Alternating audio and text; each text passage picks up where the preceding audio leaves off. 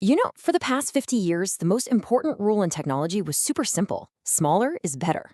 Every single device you own, from your phone to your car, got smarter and faster because of that one rule. But what happens when that rule just breaks? That's what we're going to dive into, because the entire foundation of how we build chips is shifting right now. And this slide right here just nails the entire shift we're talking about. On the left, you've got the past. That magnifying glass, that was the relentless, decades-long race to just shrink circuits down. But on the right, that's the future. It's a complex, layered stack, and it represents a whole new competition, the race to connect things better. Okay, so to really get why this change is such a huge deal, we have to appreciate just how dominant that old rule was. We've got to take a look back at the golden age of shrinking. What's so amazing about this slide is that it shows a promise that was kept for half a century. I mean, look at that beautiful, steep curve. That is Moore's law in action. It basically predicted that chip performance would double about every 2 years, and for 50 years, it did. This incredible progress was the engine of the entire digital revolution, and it was all powered by one simple strategy: make it smaller. But that predictable, steady march of progress, well, it is run headfirst into a wall. A very, very small wall. A physical one.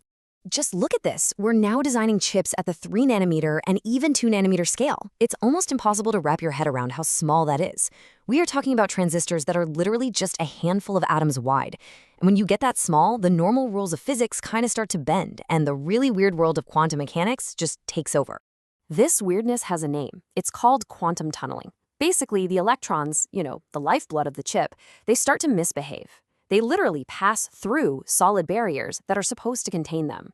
And this causes all sorts of problems. Current leaks, it generates a ton of heat you don't want, and it makes the chip unreliable. Physics itself is basically telling us, hey, you can't just keep shrinking forever. And if fighting the laws of physics wasn't hard enough, there's the economic wall. Just look at this number.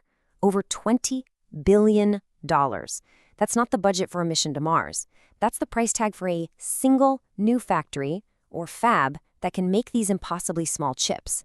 So the whole economic model has completely flipped on its head. For decades, shrinking meant you got more power for less money. But now it means spending astronomical amounts of cash for tinier and tinier gains. The old way of doing things is just, well, it's breaking down. But here's the thing. Hitting the physical and economic limits of shrinking, that's only half the story. There's a second, equally massive problem that's creating a huge speed bump for all of modern computing. A new kind of bottleneck: data jams. So let's think about it like this.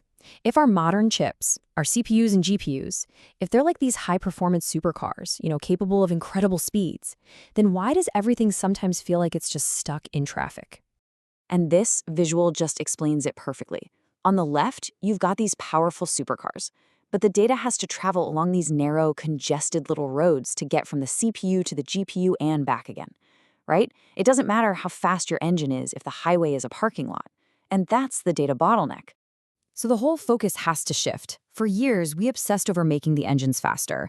But now, we're realizing the real problem isn't the speed of the individual chips anymore, it's the quality and the width of the roads that are connecting them.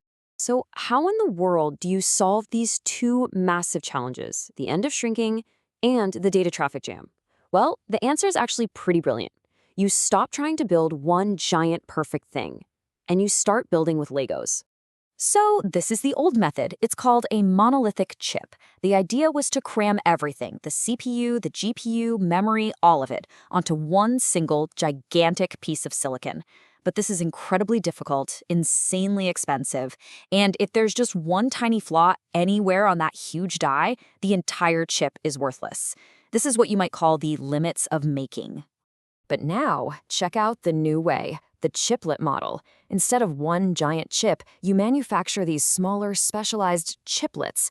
Think of them like Lego blocks. Each block does one thing really, really well, and then you use these new advanced packaging techniques to combine them all. This is the innovation of combining.